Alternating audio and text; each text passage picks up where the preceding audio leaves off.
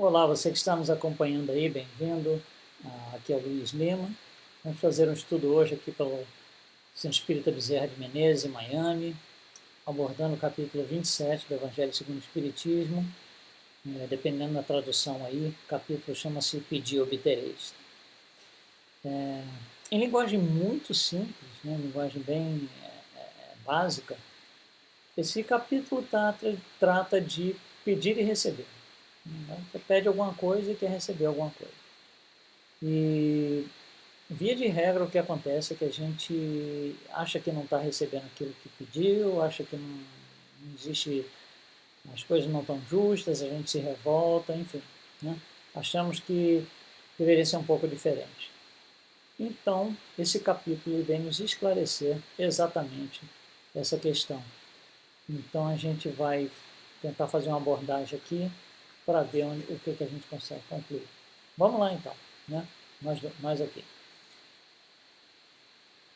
Imagine, por analogia, que você está andando na rua. Isso é algo que acontece com muita frequência, né? A gente vê sempre isso aí na rua. Né? E tem alguém, por exemplo, a gente colocou a imagem de um senhor aí pedindo, um mendigo, pedindo auxílio para comer. Né? Então, você vê ali a pessoa ali e tal, você se aproxima e fala, o que o senhor precisa? Né? Ele fala, olha, eu tenho 2 dias que eu não me alimento, não como nada, eu quero comida, eu quero um sanduíche, eu quero um pão. Né? Bom, aí você, maravilha, eu vou ali na padaria ali na esquina, vou comprar um pão, vou trazer para esse senhor aqui que ele está precisando. E quando a gente está aí na padaria, a gente fala assim, mas peraí, eu posso fazer muito melhor que ir na padaria e comprar um pão para ele. Mas eu posso fazer muito melhor. Porque em vez de eu dar um pão para ele, que ele vai se satisfazer ali por alguns minutos, e depois daqui a 4 horas, 6 horas, 8 horas, ele vai precisar de se alimentar de novo e o que ele vai fazer? Vai ter que caçar outra pessoa na rua que possa fazer o mesmo gesto de caridade material, mas é a caridade, né? que eu estou fazendo aqui agora. Então eu tenho uma ideia brilhante, eu vou fazer muito mais do que isso. Eu não vou dar o sanduíche que ele quer, eu vou dar dinheiro para ele, numa quantidade suficiente de dinheiro, porque felizmente eu tenho esse recurso, que vai, né, conseguir alimentá-lo aí por 10 dias, por exemplo. Aí eu vou lá e falo, olha, está aqui esse dinheiro aqui, né, com esse dinheiro aqui o senhor tem condição de comprar os seus sanduíches, aí, seus pães e tal, por pelo menos 10 dias. Bom, tem 2 formas desse senhor que fez o pedido encarar isso. A primeira forma é, eu não fui atendido no meu pedido, porque eu estou aqui com fome, há 2 dias que eu não como, eu pedi um sanduíche, pedi um pão, esse cara falou que ia comprar o pão, voltou com dinheiro e eu continuo com fome. Se ele me der o dinheiro, eu vou ter que sair daqui, levantar, vou ter que pegar, atravessar a rua, ir lá na padaria e é muita coisa. Eu quero o meu sanduíche, eu quero o meu pão. Essa é uma forma de encarar. A outra forma de encarar é, nossa senhora, esse homem, eu não sei nem como agradecer ao senhor. Que coisa maravilhosa, o senhor está me dando aqui condições de eu, né, nos próximos 10 dias, me sustentar aqui, né, de eu ter minha alimentação. Nossa, muito obrigado, não sei nem como agradecer. E eu recebi muito mais do senhor do que o que eu realmente pedi. Então, olha só, uma ideia uma possibilidade é, eu não fui atendido no meu pedido. A outra possibilidade é, nossa, eu pedi um pouquinho e recebi um montão.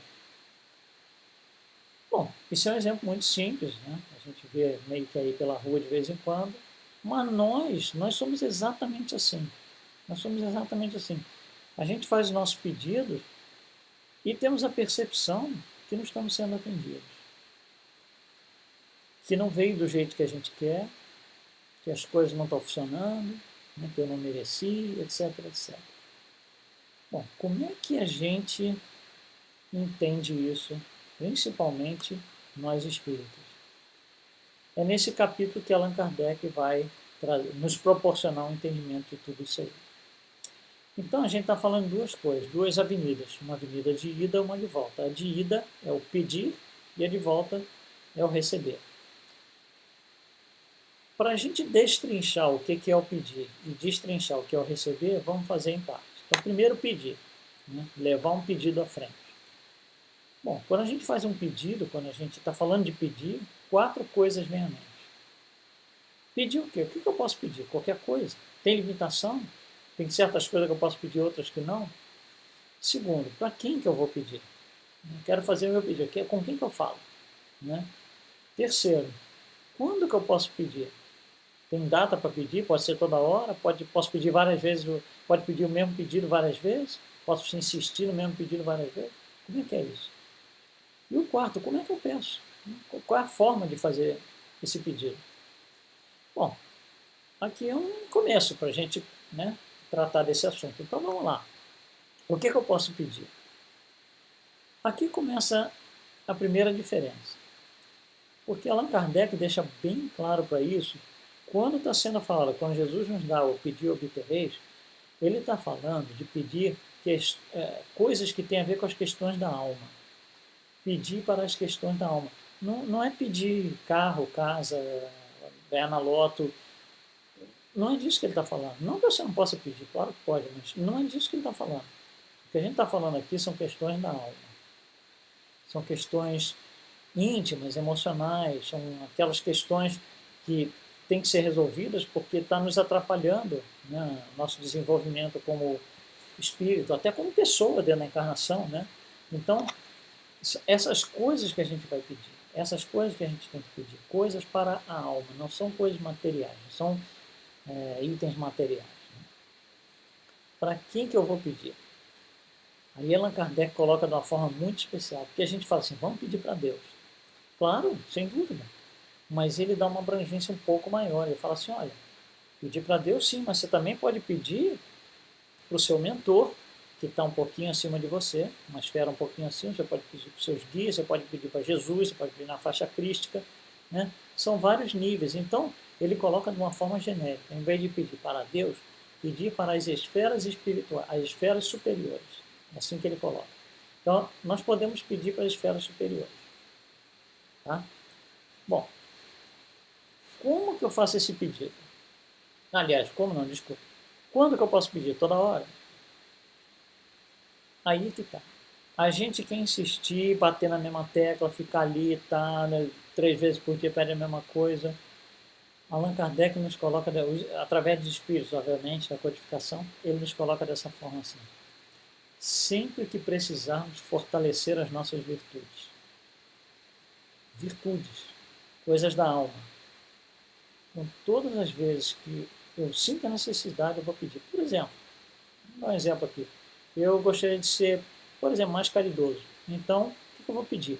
Oportunidades de ser caridoso, oportunidades em número e quantidade, em quantidade e qualidade que me, né, possibilitem desenvolver essa virtude.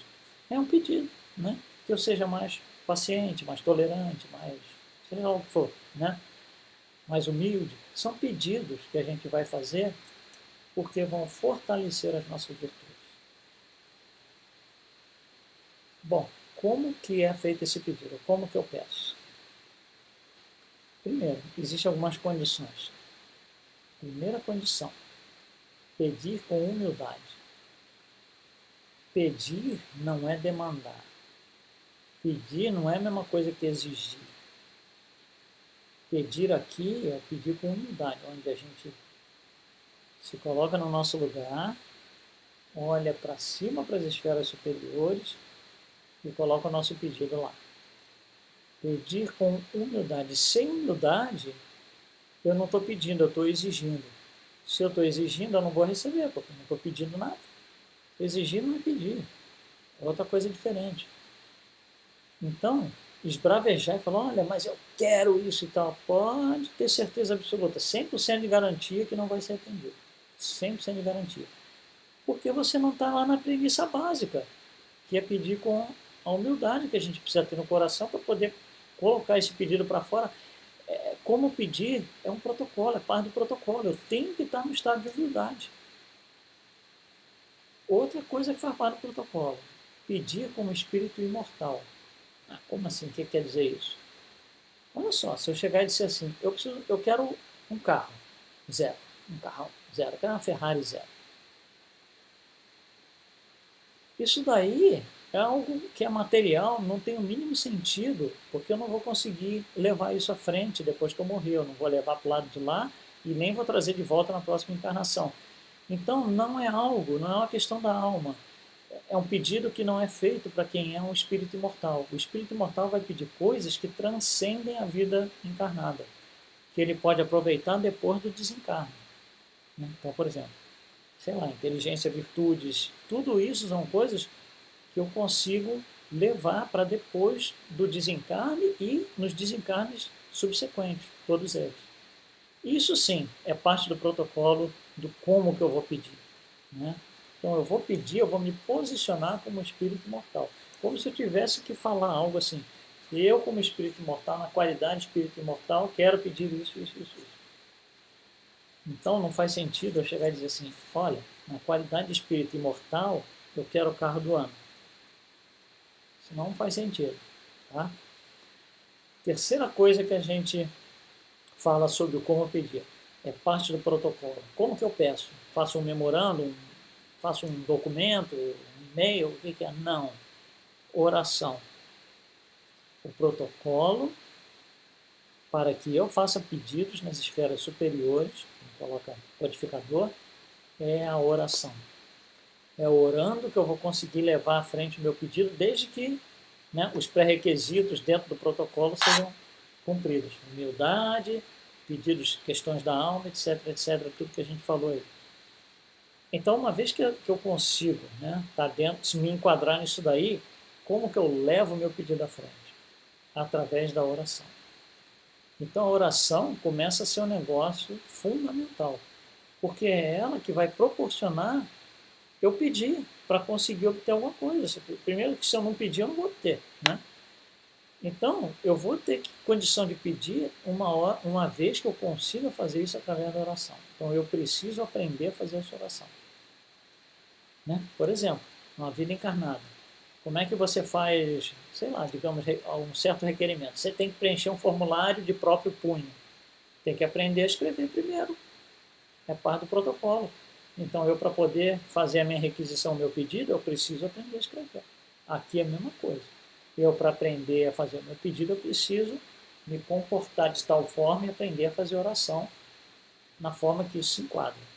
E aí vem uma coisa muito interessante, que é o sono. Olha só, essa oração ela é mais intensa, é mais significativa, por assim dizer, à medida que eu consigo me desdobrar mais. É claro que é mais fácil para algumas pessoas, mais difícil para outras, mas, do modo geral, no meio do dia a dia e tal, é mais difícil você se desdobrar, para a maioria das pessoas. Quando você vai dormir, no sono, independente se você tem mais facilidade ou não de desdobrar, você vai desdobrar. No sono a gente está desdobrado. Então eu já estou meio caminho andado para colocar esse pedido que eu te trago nas esferas superiores. Então a importância do sono é muito grande. A preparação para eu dormir, antes de eu ir para a cama, eu estar num certo estado de espírito, eu estar num certo pensamento orientado para aquela, né, hoje à noite eu quero sair, eu quero fazer meu pedido e tal, ou reiterar meu pedido que seja. Então a importância da gente se preparar para o sono também tem um peso muito grande. Então eu não quero ir lá olhar filme de terror antes de eu deitar na cama. Né? Eu não quero brigar com ninguém antes de deitar na cama. Aliás, não é para brigar com ninguém nunca. Né?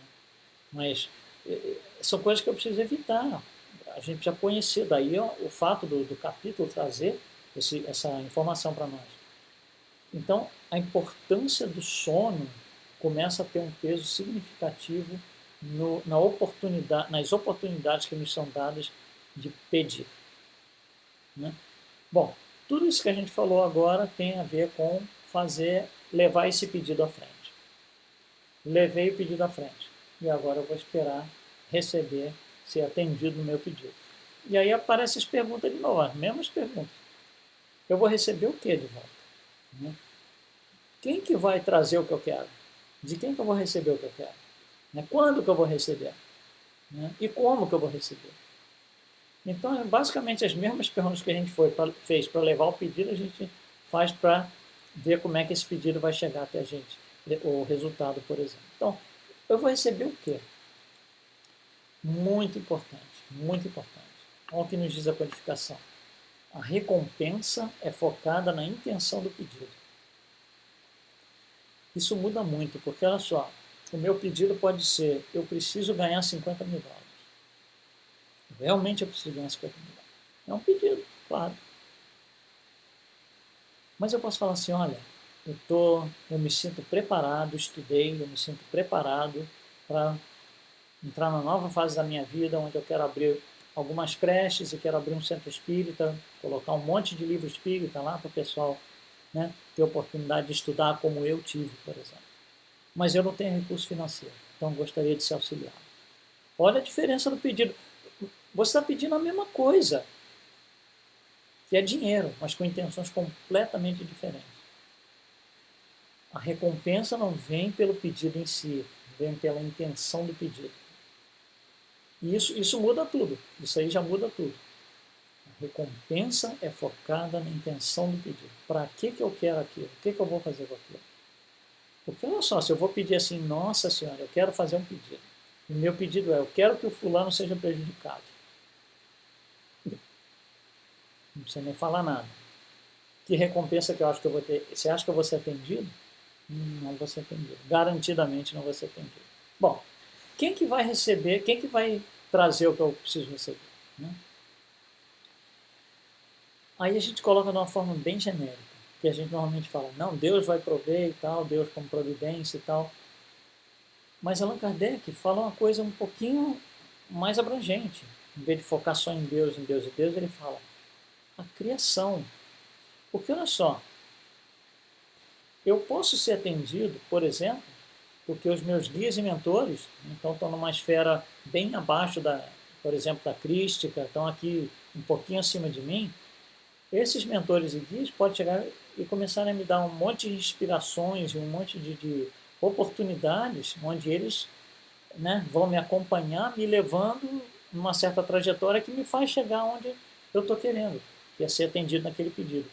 Ou eu mesmo posso, através dos recursos que existem, falar, puxa, eu não sabia que tinha isso, agora eu sei, agora eu vou conseguir, né, realizar aquilo que eu estava pedindo. Então, eu posso, não necessariamente isso vem do Criador, ou de uma pessoa, ou de um espírito desencarnado, superior, não necessariamente.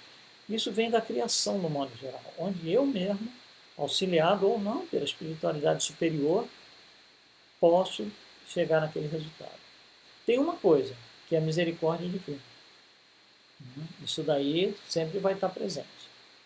Mas eu tenho condição de fazer isso, de sair, correr atrás daquilo que eu quero. E aqui vem a grande questão, quando que eu vou receber aquilo que eu estou pedindo? Mas eu já estou pedindo há tantos anos e não recebi ainda. Bom, tem algumas coisas aqui para a gente analisar. Primeiro, mérito e ou merecimento. Bom, olha só, digamos que o meu pedido seja, essa noite eu tenho sido muito bonzinho, essa noite eu estou preparado para dormir, fazer o meu pedido, e o meu pedido dessa noite vai ser, amanhã de manhã eu quero acordar igual a Jesus. Meu pedido é, você acha que vai acontecer? Não. Eu tenho que ter mérito, eu tenho que ter merecimento. Então eu tenho que ter, para começar, o discernimento do que dá para pedir e o que não dá para pedir. Não dá para eu pedir, olha, amanhã de manhã eu quero acordar igualzinho a ele. Não vai. Não, nenhum de nós aqui, acho que nenhum de nós aqui, está no ponto de fazer esse pedido. Né? E aí, não vai vir resposta. E aí o que vai acontecer? Vai dar revolta, né? Bom, segunda coisa a considerar. O meu pedido, para que ele seja atendido, né, ele tem que estar em concordância com as leis divinas. Né? Demos um exemplo agora há pouco. Nossa, o meu pedido é, eu quero que o fulano seja prejudicado. Isso não está em concordância com as leis divinas. Então, 100% garantido, não vai vir, não vou receber esse pedido. Né? E assim vai. A gente tem que estar em concordância com as leis divinas. Daí a gente ter uma parte inteirinha, parte 3 do livro dos Espíritos, as leis morais, para a gente justamente aprender, né, o que é estar em concordância com as leis divinas. Outra coisa a ser considerada, que é a seguinte ideia. Na melhor das hipóteses, nós estamos na nossa segunda encarnação espírita, porque o espiritismo é muito novo, 150, 160 anos. Então, na melhor das hipóteses aí, nós estamos na nossa segunda encarnação espírita. Todas as outras encarnações, até 1857, elas trazem um outro tipo de histórico, que é o histórico da lei mosaica, né? A lei Moisés começa lá em 1500 a.C., até antes, né? Abraão e tudo mais. Então isso tudo começa muito lá atrás. E todas essas coisas, através de séculos e séculos e séculos encarnando sob essas condições, isso acabou sendo, de certa forma, automatizado no nosso perispírito. Então a gente ainda reage dente por dente, olho por olho, né? Quase que instintivamente, porque está automatizado no perispírito. Para eu não reagir dente por dente, olho por olho, é um trabalho, é uma suadeira tremenda, porque tem que botar um raciocínio muito grande, uma estratégia. Por quê? Porque está automatizado no nosso perispírito. Então, quando a gente volta na literatura bíblica, né, você pegar lá o primeiro livro, a Gênesis Mosaica, ela nos apresenta um Deus imediatista, completamente imediatista, onde ele aponta para a terra e cai um trovão, na mesma hora, imediatamente. Ele manda chover e cai a chuva na mesma hora. Ele manda, sei lá, pega fogo na mesma hora. Ele é um Deus muito imediatista. Nós achamos que o atender ao nosso pedido tem que ser também imediatista dessa maneira, porque isso é automatizar o nosso perispírito. Então, eu faço o pedido hoje, para amanhã de manhã ele está bonitinho, entregue na bandeja na porta da minha casa. Não vai. Não vai. A gente já viu aí, tem concordância com a lei divina, tem mérito, merecimento, tem um monte de parâmetros, um monte de coisa. Mas essa automatização que a gente carrega conosco, a maioria de nós, do imediatismo da Gênese mosaica, prejudica muito a compreensão do eu não estou sendo atendido. Né? Porque, na verdade, não é que eu não estou sendo atendido, eu não estou sendo atendido no segundo posterior ao meu pedido, não estou sendo atendido em 10 minutos. Não quer dizer que eu não vou ser atendido lá para frente. Né? Até porque todos nós vamos ser perfeitos, então lá para frente eu vou ser atendido sim. Tá? Bom, mas a última ideia aqui em relação ao quando que eu vou receber. Tudo tem seu tempo. Olha só, digamos que você tem o seu filho lá, ele gosta de brincar de carrinho. Aí compra os carrinhos de plástico ali, ele tem uma Ferrarizinha pequenininha que ele brinca ali de plástico. Com 10 anos de idade, ele chega para o pai e fala assim, pai, eu quero uma Ferrari de verdade agora. Está fora da época, não adianta, está fora do tempo, é algo que não se encaixa naquele momento. Né? Então, o que acontece? Algumas das coisas que a gente pede, elas vão chegar. Mas o imediatismo da lei mosaica não nos deixa pacientes o suficiente para esperar esse momento chegar. E a gente não perde a noção de que tudo tem seu tempo. Se eu for concedido o meu pedido agora, pode ser pior, pode ser um desastre, pode ser prejudicial. Então, eu não vou ter o meu pedido atendido, entre aspas, aí, segundo os meus padrões. Né? Como que eu vou receber esse pedido? Bom, tem uma coisa muito delicada que a gente tem que prestar atenção, que é o livre-arbítrio. Vamos voltar lá no início, quando a gente falou do mendinho que estava esperando o pão e tal, não sei o que lá. Aí você foi lá, em vez de dar o pão, você deu dinheiro suficiente para 10 dias de alimentação. Ele olha para você e fala, obrigado, mas eu também não quero. Não vai dar o pão, não quero. Né? A gente não faz isso lá para cima? Ah, não é assim, também não quero. Quer dizer, eu fui atendido? Claro que fui. Talvez de forma melhor e mais benéfica que eu imaginava. Mas o meu livre-arbítrio, porque eu tenho a oportunidade de dizer não, que eu tenho livre-arbítrio, não quero. Agora também não quero. Não é do jeito que eu quero? Não. Eu sofro, mas não aceito. Né? E a gente faz isso. Né? As oportunidades aparecem, a gente vai desperdiçando, jogando fora. Por quê? Porque falta compreensão. Outra coisa, a gente vai cair depois no salvacionismo, que é, eu peço e o universo que se vire para fazer acontecer. Eu vou ficar aqui, parar de braço cruzado, não vou fazer nada. Esse conceito clássico de salvacionismo não se encaixa dentro do Espiritismo. Porque os Espíritos vêm nos explicar exatamente isso. Trabalho, colocar a mão na massa, responsabilidade. Eu quero uma coisa, eu preciso correr atrás dela, né? Eu preciso fazer alguma coisa. Então, voltando lá na história. Primeiro, o mendigo recebeu o dinheiro. Ah, mas tem que ir atravessar a rua, tem que ir na padaria, tem que comprar. Isso eu não quero, também não quero. Entende? Então, essa ideia do salvacionismo, ela é muito mosaica ainda. E, novamente, está automatizado no nosso perispírito. Então, a gente, pedi agora, pronto. Coloquei meu pedido para fora. Agora vou descansar até eu ser atendido. Né? Vai dar muita frustração. Então, essas são ideias em torno de pedir e obter, ou pedir e receber. Bom, então a gente começa a ver que existem níveis de percepção e entendimento. Alguns espíritos entendem que estão sendo entendidos, outros não. Ou formas de entender. E aí a gente recorre lá no Livro dos Espíritos, a escala espírita, que vai nos explicar isso daí. Né? O que é essa escala espírita? Quando Allan Kardec está desenvolvendo o Livro dos Espíritos, ele literalmente ele argumenta não, ele entra numa discussão positiva, né? Com os espíritos. Ele diz o seguinte: olha, para explicar o que eu preciso explicar, eu acho que é mais fácil criar categorias de espíritos em relação ao seu desenvolvimento moral. Então, aqueles que estão começando ainda lá, são os impuros e tal, até os espíritos como Jesus. Posso fazer isso? Os espíritos viram para ele e falam assim: olha, você pode colocar quantas categorias você quiser, você pode colocar o nome que você quiser, contanto que os ensinamentos sejam preservados. E aí então ele cria uma escala com 10 categorias, que são essas que você vê aí, onde os que estão mais para a esquerda são menos avançados e para a direita mais avançados. Então os menos avançados são os impuros, depois vem os levianos, etc. Né? E você vai chegando lá para o lado direito até os superiores e os puros. E aí ele fala assim, vamos agrupar isso para ficar uma explicação mais plausível. Então ele agrupa, por isso que você vê as cores vermelho e verde aí. Essas primeiras 5 categorias ele chama de espíritos imperfeitos ou de terceira ordem. Os verdes ele chama de espíritos bons ou de segunda ordem.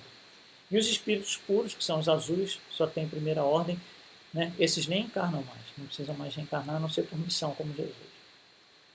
Qual que é a diferença entre os verdes e os vermelhos? Bom, os vermelhos, basicamente, neles existe predominância do mal sobre o bem.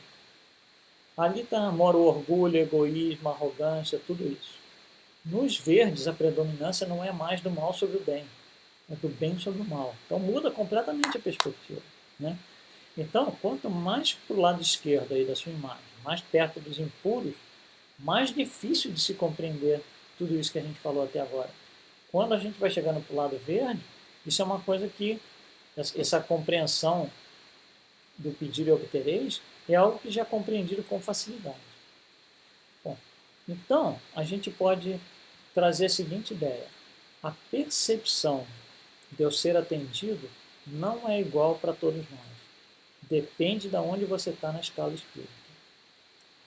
Nos espíritos vermelhos, a maneira de pensar é assim: eu peço muita coisa e não recebo nada. Né? Então o meu pedir é maior que o meu receber. E isso gera revolta. Aí está ali a carinha ali soltando fumaça pelas orelhas e tal. Gera revolta. A gente fica revoltado porque a nossa percepção é de que eu não estou sendo atendido. Eu peço as coisas, nunca vem resposta. Peço as coisas, não sou atendido em nada. Né? Tá faltando compreensão. Do lado de cá, do lado direito, é o contrário. Nos espíritos, eles acham que recebem tanta coisa, né? E eles perdem pouco. Então eles falam, nossa, mas quanta graça que eu recebo. Do lado direito, do lado dos verdes, tá cheio de gratidão. Do lado esquerdo, nos vermelhos, está cheio de ingratidão, de exigência, de arrogância. Então essa é uma diferença básica. Isso é a percepção que nós temos. Não quer dizer que eu não estou sendo atendido. É como o sujeito lá do sanduíche. Ele foi atendido porque o cara deu dinheiro para ele comprar 10 dias de comida. Ele acha que não foi atendido e ainda ficou refutado. Né? Então, se você usar analogia aqui em relação a nós, é mais ou menos a mesma coisa. A gente está sempre revoltado, achando que não foi atendido. Por quê? porque nós somos espíritos vermelhos. Espíritos vermelhos têm que viver em planetas condizentes com a sua estatura moral. Um desses planetas é aqui, a Terra. Então a gente está aqui, que a gente está ali no vermelho. Vamos sair dele um dia, com certeza, mas por enquanto não é a hora ainda. Né? Aí vem uma coisa muito interessante. Ali Allan Kardec vai desenvolver sobre a prece nesse capítulo mesmo, mas a gente vai pegar esse desenvolvimento da prece numa obra complementar muitos anos depois, que é o Mecanismos da Mediunidade. Até interessante que é um livro sobre mediunidade, mas ele tem um capítulo inteiro sobre prece. É um capítulo pequeno, mas 6 páginas talvez. E ele vai falar sobre a prece, de um outro ângulo muito mais interessante que se enquadra em tudo que a gente está falando até agora. Então a gente pegou algumas passagens desse capítulo. Uma das passagens é isso aqui. A oração, qualquer que seja o nosso grau de cultura intelectual, ou seja, não depende da inteligência, é o mais elevado toque de indução para que nos coloquemos em regime de comunhão com as esferas superiores. Ou seja, a oração é o protocolo para eu colocar o meu pedido lá em cima com as esferas superiores. Mas eu comecei a frase na metade. A frase não começa aqui. A frase começa aqui. Ó. Somente a conduta reta sustenta o pensamento reto. E de posse do pensamento reto, a oração, qualquer que seja o seu grau de cultura intelectual, é o mais elevado toque de indução. Então, olha só, sem a conduta reta, sem o pensamento reto, né, e tentando pedir, vai ficar difícil. São pré-requisitos. A humildade, por exemplo. Humildade é uma delas, a gente viu isso lá atrás. Então, existem condições para que sejamos atendidos. A gente quer ignorar essas condições, mas não dá. Nós não mandamos, nós não somos nós que escrevemos a lei divina. Nós temos que seguir lá. Outra colocação de André Luiz aqui. No reconhecimento ou na petição, petição quer dizer pedir, né? No reconhecimento ou na petição, eis a prece exteriorizando a consciência que a formula. Então a prece pega isso e leva lá para fora. Sobre as quais as ondulações do céu corrigem o magnetismo torturado da criatura. Vamos com calma. Olha só o que ele está falando. Se eu estou pedindo alguma coisa, é porque eu não estou perfeito. O meu magnetismo tem algum distúrbio, alguma coisa não está certa. Isso é recebido lá em cima. Né? Eles chamam de magnetismo torturado da criatura. E o céu recebe isso, ou seja, as esferas superiores recebem isso e vão atuar em cima disso. Essa atuação das esferas superiores sobre o nosso magnetismo torturado é que vai amenizar, de certa forma, o nosso sofrimento. E aí, olha só amenizar o nosso sofrimento já é uma resposta boa, já é um recebimento, por assim dizer, já é um receber.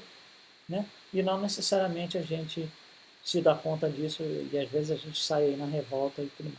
Né? Mas olha só a colocação de André Luiz como é interessante. Ele continua, mais uma aqui. Orar constitui a fórmula básica da renovação íntima, pela qual, olha que bonito isso, gente, pela qual divino entendimento, ou seja, a compreensão das leis de Deus, divino entendimento desce do coração da vida para a vida do coração. Olha só. Então, orar é como a gente... é o protocolo que nos permite compreender o que está sendo feito pela divindade, porque é ali que eu entro em contato com as esferas superiores. Né? Ali que eu estou tendo a possibilidade de entender o que está acontecendo, de sentir o que está acontecendo. E André Luiz fecha, né, a gente vai fechar aqui de uma forma muito interessante. Olha o que ele fala. Não resumir-se a simplesmente pedir algo ao suprimento divino, mas, acima de tudo, pedir compreensão quanto ao plano da sabedoria infinita, traçado para o seu próprio aperfeiçoamento. Então, olha só, olha o que ele está dizendo. Eu tenho um pedido a fazer. Bom, eu vou lá e faço o meu pedido. Mas quando eu faço o meu pedido, junto com esse meu pedido do que eu quero, eu vou pedir também a compreensão, a explicação de por que eu estou sendo ou não atendido. Eu também preciso, eu quero saber também. Porque aí você cai na história do peixe, que a gente conta aí todo dia. Né? Você vai lá e dá o peixe para o sujeito comer, ele comeu, está satisfeito. Na próxima refeição ele tem que pedir outro peixe, ele não sabe pescar. Quando você ensina a pescar, Aí ele teve a compreensão de como o método funciona. Ah, se eu botar um anzol lá, for no rio e tal, ah, tá, daqui para frente eu me viro sozinho. É essa compreensão que permite com que ele, né, a partir dali, não fique no sofrimento, na angústia. Quem que vai me dar comida hoje? Não, ele vai lá, cata o peixe e vai. É isso que ele está dizendo aqui, em palavras muito mais elaboradas, obviamente, mas é exatamente isso. Então, toda vez que nós pedirmos alguma coisa, a gente quer também, né, ser intuído ou receber, junto com aquilo que a gente está pedindo, a explicação, a compreensão de por que aquilo vai funcionar. Voltando lá no iníciozinho, é como se quando o mendigo pediu o sanduíche e você deu o dinheiro, quando ele tentar se revoltar, é como se você tentasse falar para ele, deixa eu te explicar por que eu estou dando dinheiro. Eu estou te dando dinheiro porque hoje você não está querendo ir lá na padaria comprar, eu sei, eu estou entendendo. Mas olha só, você pode ir na padaria hoje, amanhã, nos próximos 10 dias você não vai mais passar fome. Essa é a explicação. Claro que ele tem o livre-arbítrio de não aceitar a explicação. Muitas vezes a gente faz isso. Mas olha só como a explicação faz diferença. Compreender o porquê que está sendo daquele jeito. E é isso que André Luiz fala aqui. Se a gente se mantém em prece sempre, alguma hora vem, né, o nosso pedido e vem a compreensão daquilo que a gente precisa saber. Esse capítulo é muito interessante. Ele, no capítulo 27 do livro Evangelho segundo o Espiritismo, o livro tem 28 capítulos e a nobreza intelectual de Allan Kardec é uma coisa impressionante, a lógica desse homem, né? A lucidez e a racionalidade desse homem é uma coisa impressionante. Então ele monta a obra inteira, né, em torno dos ensinamentos de Jesus, ensinamentos morais, mas ele começa lá no capítulo 1, né, não vem destruir a lei e tal, vai seguindo uma sequência, no capítulo 27 ele cai nisso. Como que eu vou pedir e obter? Através da oração. E o capítulo 28 é só sobre a oração, sobre prece, onde ele vai fazer várias colocações sobre prece, colocar algumas preces, fazer várias justificativas, né, continuando destrinchando mais ainda um pouquinho à frente a explicação sobre oração, prece e a importância de nós estarmos sempre ligados nisso. Novamente, pedir a gente pode pedir a todo momento, mas a gente tem que ter ciência e consciência do que está pedindo, se aquilo não vai contra as leis de Deus, né, se aquilo tem merecimento, né, e a gente tem que ficar, digamos assim, de mente e coração aberto para recebermos o que vem do alto.